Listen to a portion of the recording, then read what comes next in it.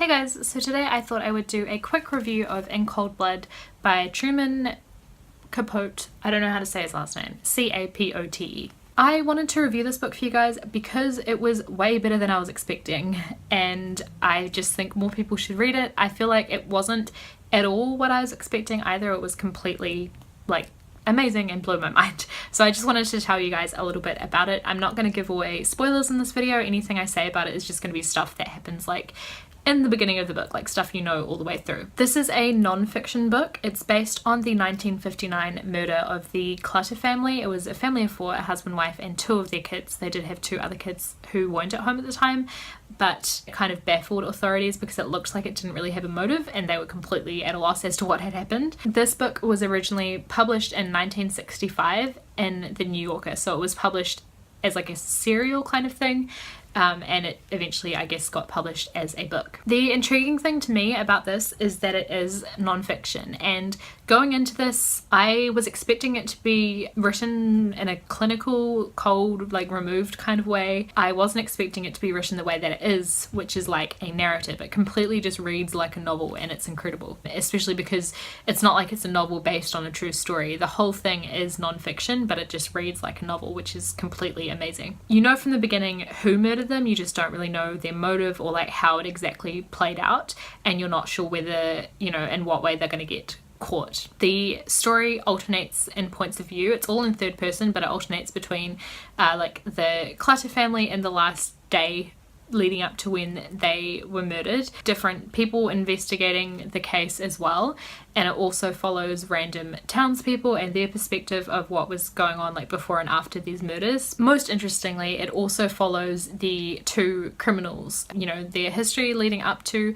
committing this murder, and then what they did afterwards as well, trying to evade authorities and things like that. Even though you know who these people are, you don't really know how they're linked to the Clutter family. You don't know why they did, what they wanted to gain from doing this, and you don't know, because there's two of them, you don't know which one planned it or which one actually committed the murders. It's all a bit of a mystery. And you also, because it's non-fiction and it was written after this crime had happened and the two murderers are named from the beginning, you know that they're going to get caught, but you just don't know when, you don't know in what circumstances, even though you kind of know from the beginning who did it. So it's not really a whodunit kind of story. It still has a lot of mystery and suspense to it because you are still facing the unknown. And it feels really weird to me. It makes me a little bit uncomfortable to call, to say it has suspense and mystery, because it is non-fiction. You're talking about people that actually died. So the whole thing is really, really chilling, obviously, and really, really creepy and horrible. But I feel like sometimes that's what non-fiction is about. You want to know what goes on in the minds of these people, why they do what they do, and that's the whole thing.